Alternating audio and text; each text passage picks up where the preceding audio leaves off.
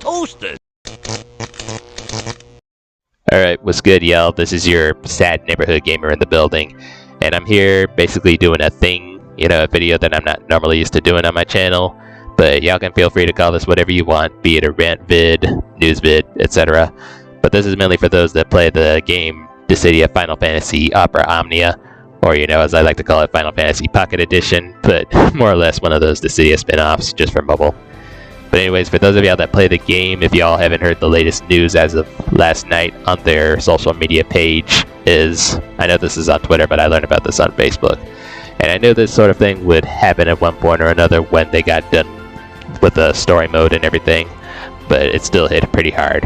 And to quote word for word, it is with deep regret that we inform you that Dissidia Final Fantasy Opera Omnia will end service on February 29, 2024. We would like to thank you for your many years of support and hope you can enjoy playing the game for a little while longer. I nearly had a heart attack just reading all that because, and I'm sure other people probably feel the same way, but we're talking about playing this since the release date, which I think released around the same time as freaking Fork Knife, but still having to go through all these years of all the updates and new characters and events and whatnot just to have it end like this. Come on now, dawg. Come on, man. And I'm trying to think, I had only started playing this game a few months after the release date, and it was the worldwide version, but it was definitely around the time back when level 50s were the maximum level, and it was basically just one of those random games that I had decided to play, for whenever I get bored. I had not played a single Final Fantasy game at the time, but I was familiar with the series, mainly because of Cloud from Smash Brothers. But never would I have imagined that I could enjoy the game as much as I did, playing as all these different characters that I didn't realize were from other games in the series until I looked them up, and then that got me hooked on Final Fantasy, and it was a hell of a ride from there. So, I guess you could say that it was basically one of those games that helped me get through rough times in life, yada yada yada, with its light-heartedness and mushiness. But, and this especially hurts because I make videos of this game. I only have a few on there that don't get a lot of views, but they're just mainly me basically showing off all the different characters, some new, some old, some of different banners and new gear and whatnot. Mainly of Final Fantasy VII characters, and some that I took a liking to, basically because of their abilities, some OP. And, just a few vids of me goofing off, some of role-playing, that sort of thing. But, yeah. And I'm sure this probably hurts all the people out there who make content about this game as well, so. And then of course there's the reason behind why they're doing this. If you go into the game and look at all their notices, and I quote, "Ever since starting service on January 31st, 2018, we have striven to offer you the best service possible. However, after determining it would be too difficult for us to provide you a satisfactory experience moving forward, we reluctantly made the difficult decision to end service." I could kind of understand why they would do that when you think about all the different experiences people have with the game. Yes, it's a gacha game, basically a pay-to-win cash grab. Yes, it's pretty grindy and can get boring as hell after a little while. And yes, it has its fair share of technical issues and bugs and whatnot. Sometimes I would get kicked out of the game for no reason, and sometimes not before looking at an error message, bruh, before it happens. But other than that, this game pretty much has everything anyone could want in a Final Fantasy game. Turn-based combat, a dream collab between all the characters, being able to play as villains, that sort of thing. Which I know the Dissidia console version has, but I never played that one, so. And heck, I know that the Japanese version of the game had released some new characters and stuff recently, one of them being Rufus Shinra, and the other being Angeal both from Final Fantasy VII. One of them being from Crisis Core, which I have yet to play, but still.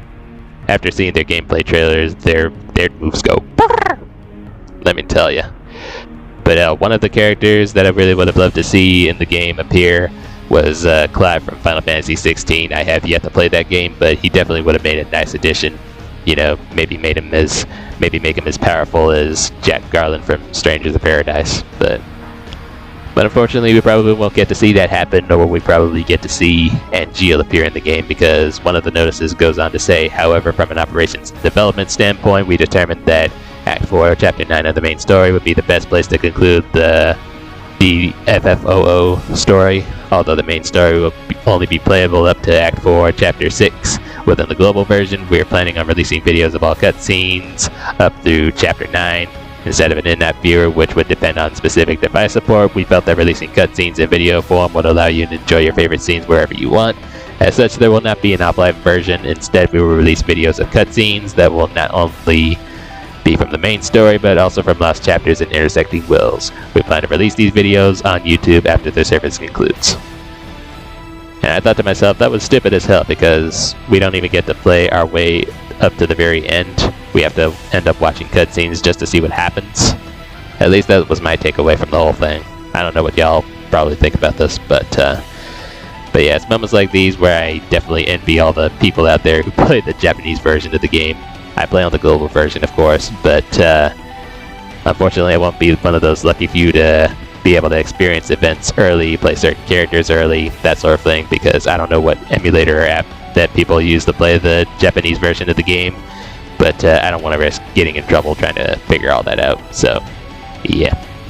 But yeah, at this point, just about every single one of the events, updates, and characters coming to the game for the next few months is going to be a waste at this point, because it's like, why even? But you know, I'll still probably get in on some of that, you know, before the very end. Like I said, I know my boy Rufus Shinra is coming to the game, hopefully at the start of next year or so. So you can definitely count on me showing off all his banners if I ever get lucky enough to get all of them. So stay tuned for that. And of course, we also have other Final Fantasy games we can enjoy. I know there's Ever Crisis, which, by the way, if y'all want to follow me, y'all can do so by looking in the description below. And yeah.